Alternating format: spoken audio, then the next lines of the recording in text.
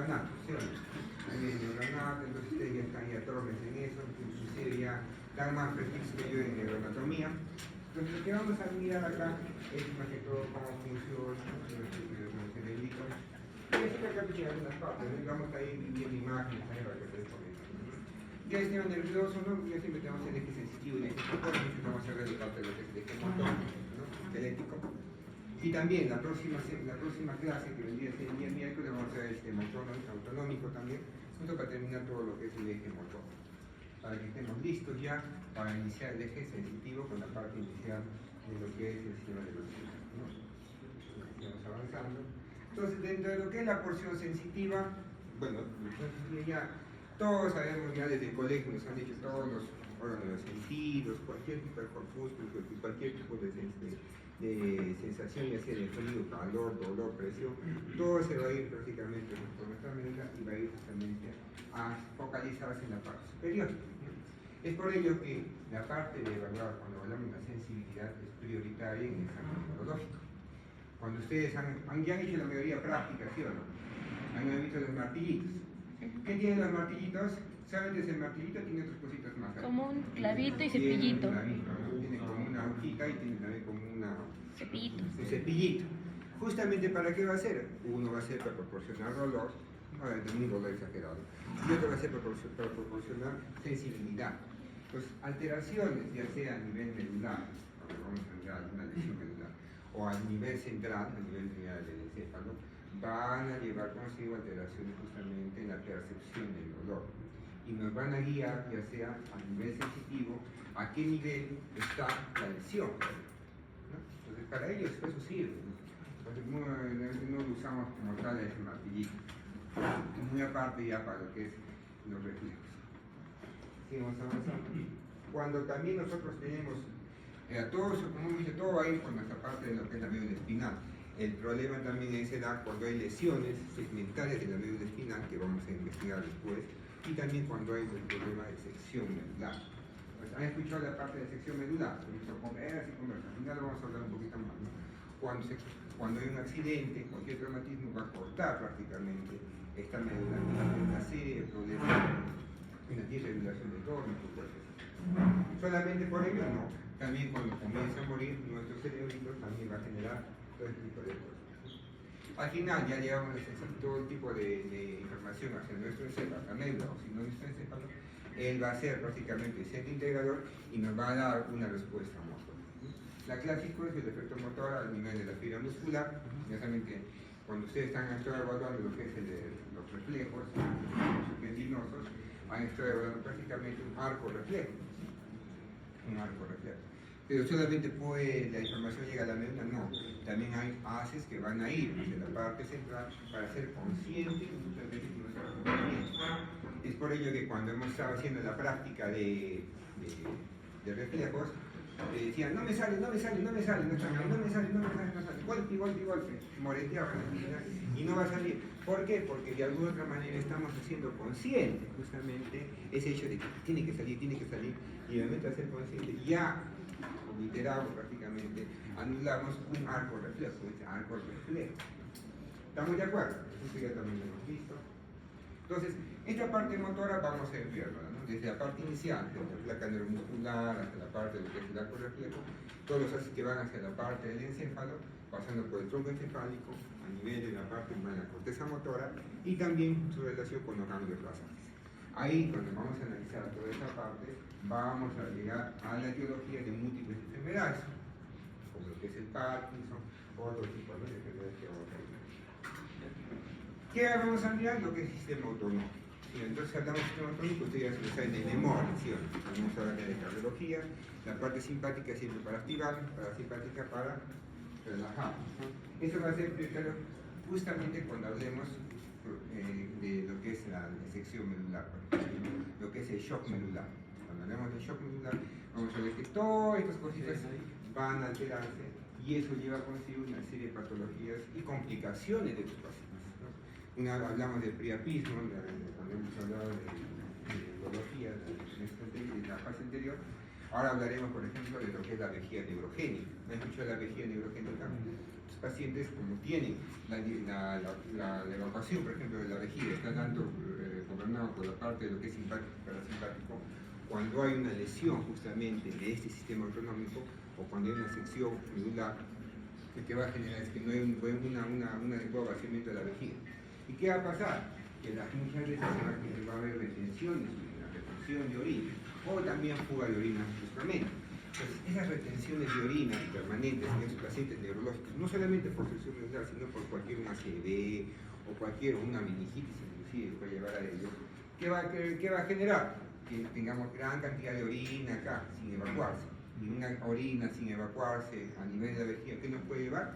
A infecciones. Entonces, esas infecciones al final terminan llevando a un shock séptico y a la muerte de los pacientes. Otro por acá que tenemos, lo que es el peristaltismo. Si el paciente está con un problema a nivel de medular, por ejemplo, podrá tener un buen peristaltismo. No, va a tener enlezamiento del tránsito intestinal y eso puede generar aires.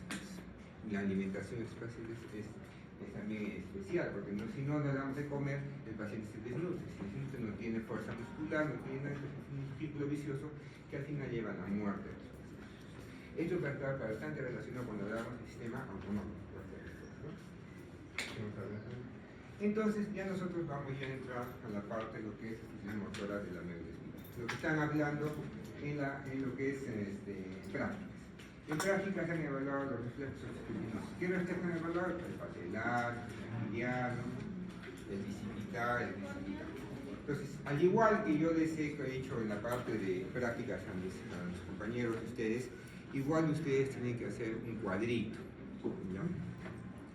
Un cuadrito que también va a servir para toda la vida, donde van a mirar lo que es la parte aferente, lo que es el centro integrador y la parte aferente, y el nivel donde se da el centro integrador, mejor dicho, donde se va a dar la parte de reflejo.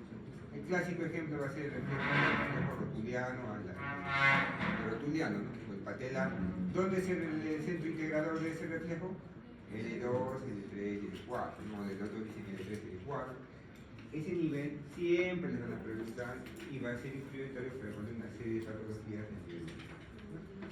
Si hablamos ya de las funciones motoras de nuestra médula espinal, el centro integrador siempre va a ser, como dice, la sustancia aritmética, ¿no?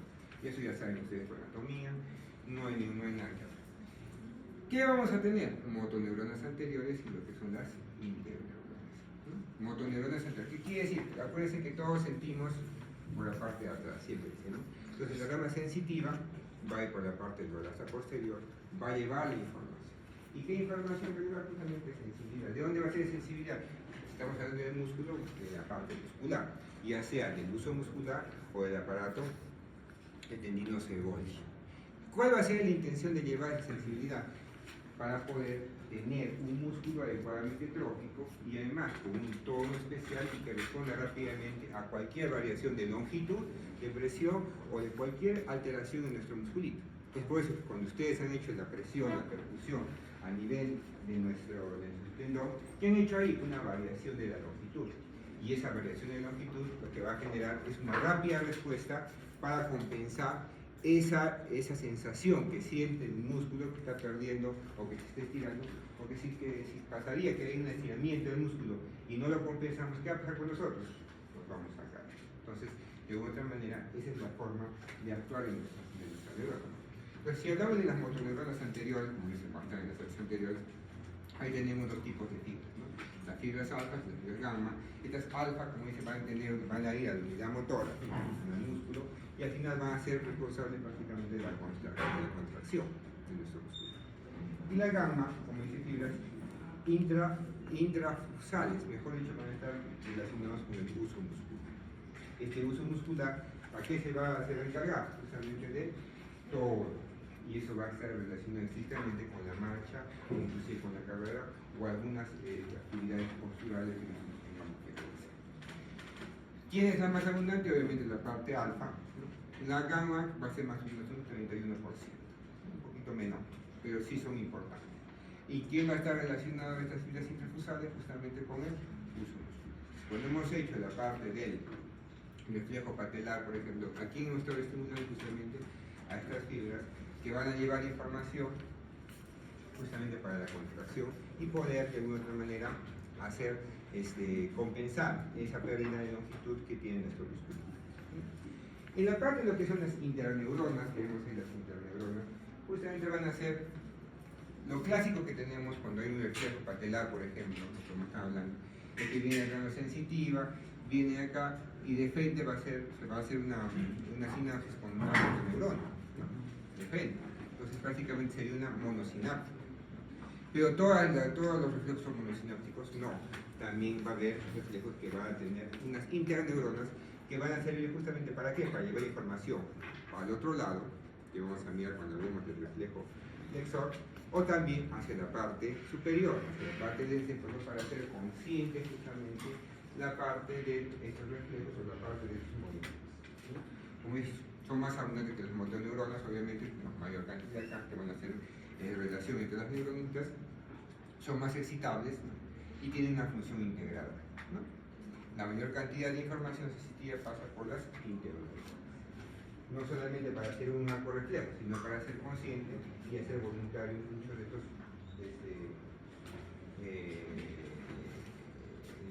movimientos musculares que tenemos en las partes musculares. Si vemos acá lo que hemos visto también en la parte inicial, tenemos acá la fase sensitiva. Acá tenemos la fibra 1A y 1B, ¿no?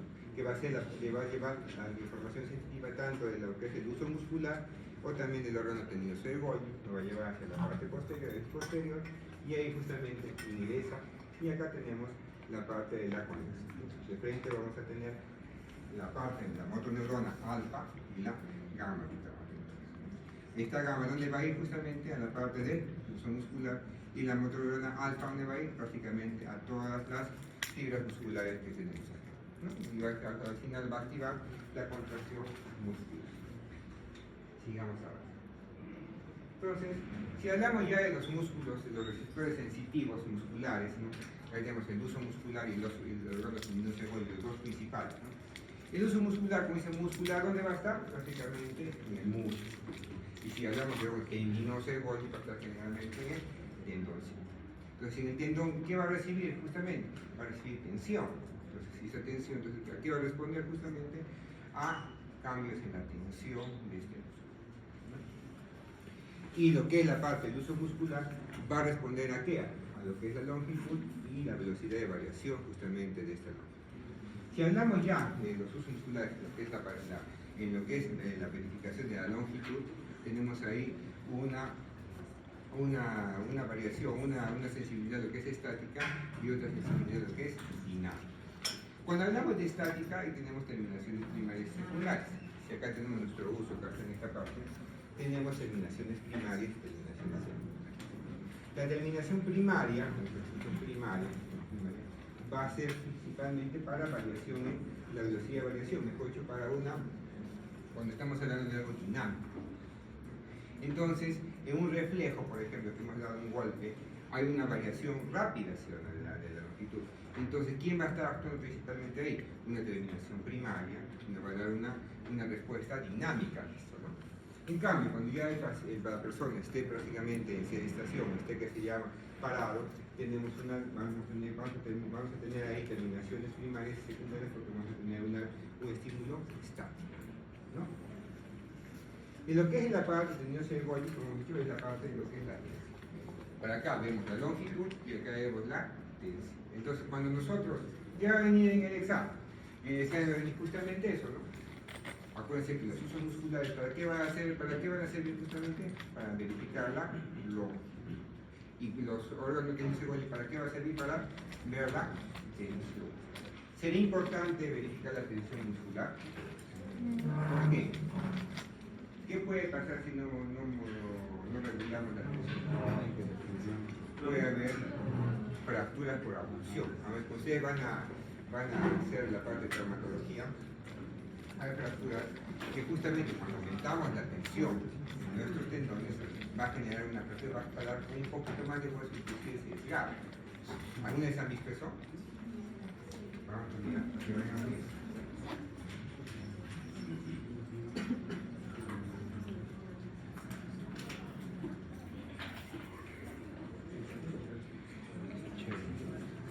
Vamos a ver si se puede mirar.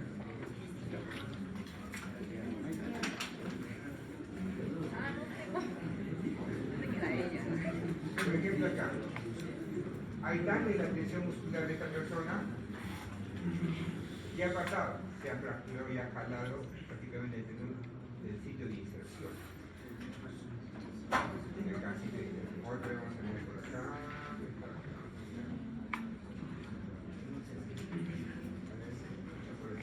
Ajo, ¿tienes tijera?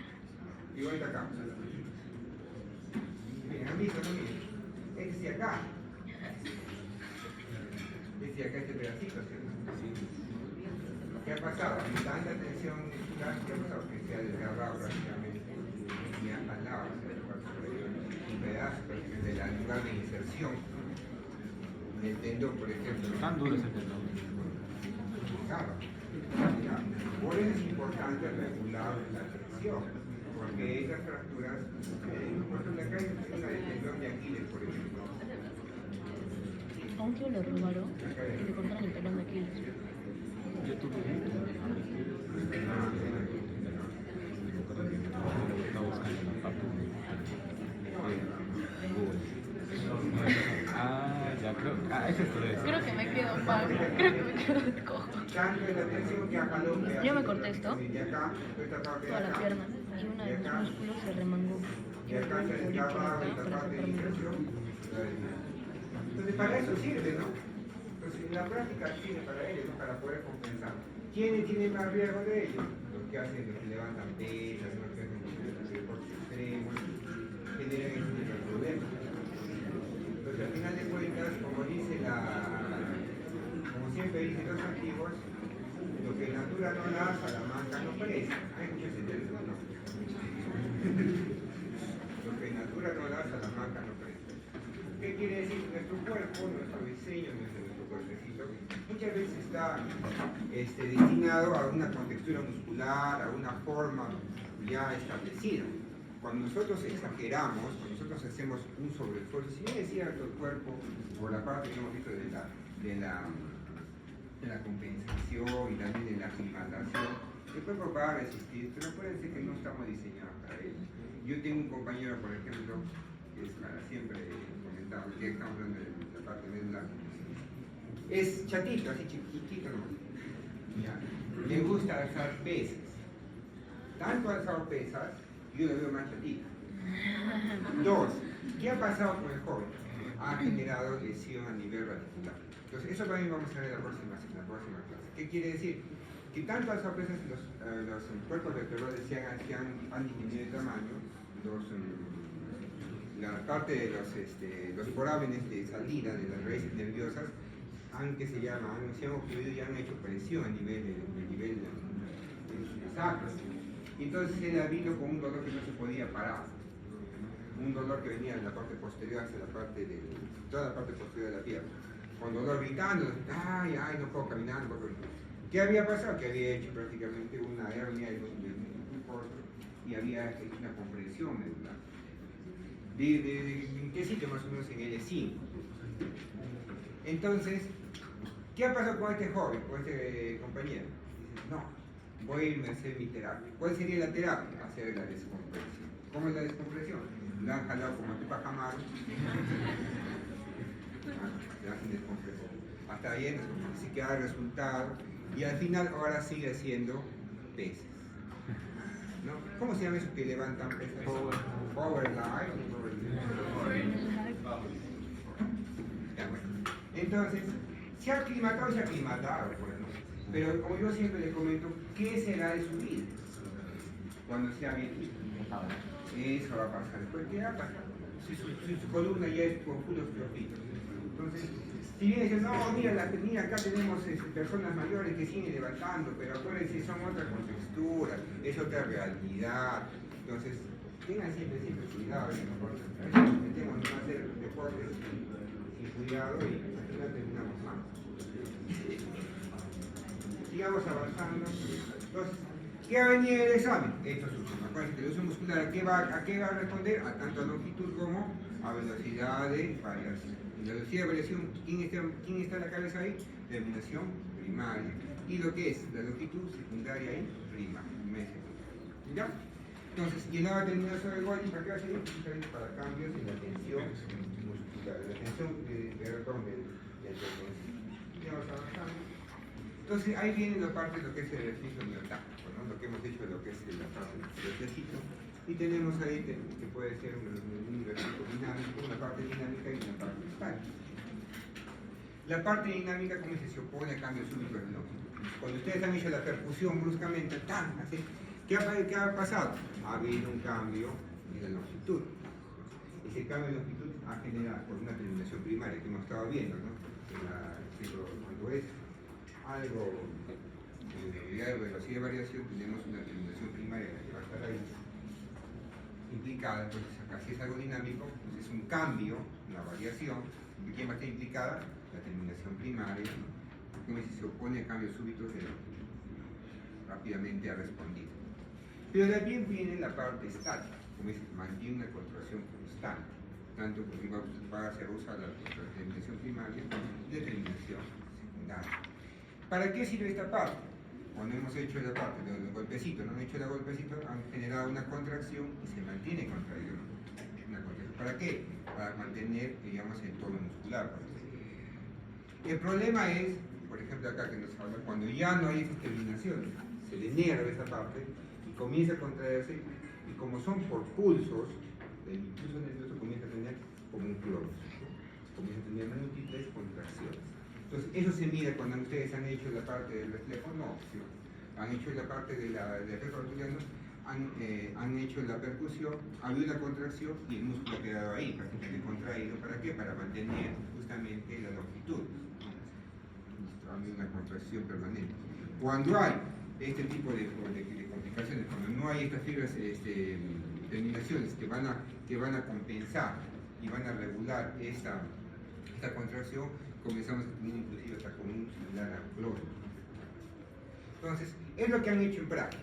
Nunca se olviden esta parte. Nunca hablan del sensitivo, igual que la parte del arco reflejo, viene el nervio motor y al final para que se dé la contracción. ¿Ya? Digamos abajo. Entonces, de acá en la parte del efecto metódico parece que la parte dinámica es la inicial y la parte estática es lo posterior, para regular justamente la contracción. ¿Con qué intención regula la contracción? De mantener una longitud. ¿Y por qué tenemos que tener una longitud constante en nuestro músculo? Para poder estar en equilibrio. Si no tenemos una longitud constante, ¿qué pasa? O me caigo, o sea para atrás, o pierdo fuerza en la articulación. Esa es la intención, mantener un equilibrio de fuerzas, ¿no? Y lo que vemos acá, se ha golpeado el tendón rotuliano, hemos hecho la contracción, después vamos a tener un episodio prácticamente de contracción y regulación de la longitud. Pero ¿qué ha pasado en estos pacientes? Por ejemplo, ahora estamos viendo un paciente con un ACD y que tenía que se llama un clonus, por ejemplo, están haciendo en la parte del piecito y comienza a tener clonus. Comienza a tener contracción y longitud del músculo, comienza a tener aumento de longitud, disminuye, aumenta, disminuye, aumenta, disminuye. ¿Qué quiere decir? Va a tener un vaivén prácticamente en la longitud de nuestros músculos. Y eso se va a mirar justamente con episodios de contracción y relajación del músculo. Entonces, ¿eso cómo se va a llamar? Un clonus prácticamente. Eso, cuando hagan ustedes la parte de lo que es etnología, nos va a llevar a identificar una serie de patologías cuando se hagan la exploración neurológica. Ahora, la pregunta es, ¿hacemos exploración neurológica? ¿Ustedes cuando han ido al hospital les han hecho una exploración neurológica? Les apuesto que no. Porque como les comentaba yo también a las personas que están haciendo prácticas, el examen neurológico comienza desde que ingresa el paciente. ¿Cómo está? ¿Está preparado? ¿Se estaba en camilla? Todo, cómo está la mar. Pero muchas veces viene, estamos escribiendo nomás, porque hay más que qué cantidad de pacientes y ni siquiera abordamos a nosotros. Entonces, es para pensar toda la parte de eso. Entonces, si hablamos ya del órgano tendinoso de Golgi, como dicen, va a ser para controlar justamente la tensión muscular que hemos visto. Igual que puede haber una parte dinámica y una parte estática, lo que hemos estado viendo igual, similar al anterior. Entonces, ¿qué fibras sensitivas van a ser utilizadas en esta parte? Pues que es la 1B, ¿no? Que hemos estado viendo acá. Acuérdense que la 1B, ¿para qué va a servir? Para lo que es el órgano tendinoso de Golgi, y la fibra 1A va a ser justamente para el uso muscular. ¿Qué ha venido el examen? Esa pregunta. Ya está ya. que es el uso muscular, la 1A, y lo que es el órgano apendicioso, el 1A. Y como dice, va a haber una retroalimentación negativa. Y esa retroalimentación negativa, ¿qué va a hacer? Si en la parte de lo que es el reflejo, cuando hemos hecho el reflejo, ¿qué ha pasado cuando hemos hecho el golpecito? Una variación de longitud, ¿sí o no? ¿Y qué hacía el músculo? Se contraía en una contracción, ¿sí o no? Entonces hace una retroalimentación positiva, ¿sí o no? Se contrae. En este caso, nos conviene que sea positiva la retroalimentación en la parte, si es que aumentamos la tensión, la fuerza de tensión en la parte de nuestro tendoncito, no nos conviene. Si aumentamos si es una retroalimentación positiva, aumentaríamos la fuerza de tensión. Y si aumentamos la fuerza de tensión, se va a romper, ¿sí o no? Entonces es por ello que se habla de una retroalimentación negativa. Entonces, si yo estimulo prácticamente esta parte de nuestros órganos tendidos y ¿qué va a pasar entonces? La retroalimentación negativa, ¿habrá contracción? No. Entonces, ¿qué va a haber? Relajación. Lo que va a generar justamente es un episodio de relajación en contraparte. Y voy a tocar, vemos igualito, ¿no? Acá está nuestra parte de acá estamos las fibras musculares y acá tenemos las fibras prácticamente de la parte del tendón. Me parece que el órgano tendido igual y va a tener el tendoncito, va a llevar justamente la rama sensitiva, ingresa con una interneurona inhibitoria. Entonces tenemos una interneurona inhibitoria. ¿Qué quiere? Que acá tenemos un estímulo positivo y al final aquí vamos a tener un estímulo negativo. ¿Para qué? Justamente para la respuesta de relajación. Ahora, si no hacemos caso a ese estímulo de relajación, lo que vamos a generar son lesiones justamente con fuerza exagerada en este músculo. ¿Estamos de acuerdo? Y también para el mismo desgarro muscular, ¿no?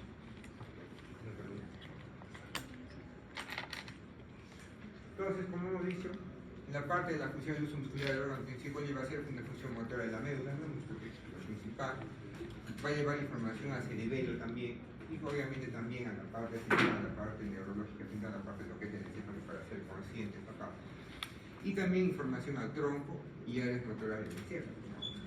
Va a llevar información tanto para la parte de la médula como la parte superior.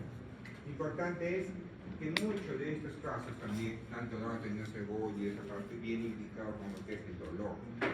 Entonces, para que también, digamos, tener esa respuesta de relajación, viene también acompañado de dolor. Entonces, la única forma de que nosotros podamos parar una actividad es con el dolor. Igual también con los reflejos de espasmos, ¿no? ¿Ustedes han visto, alguna vez les ha dado a ustedes una apendicitis? Cuando da una apendicitis, una vez se han fracturado, eso sí, hay que hacer checklist, ¿no? Checklist de vida, ¿no? Me fracturé, me fui, no sé qué, me quedé solo, me robaron, no sé qué. Entonces, cuando se fracturen, porque todos les vamos a fracturar, ¿cómo están los núcleos alrededor? Con espasticidad.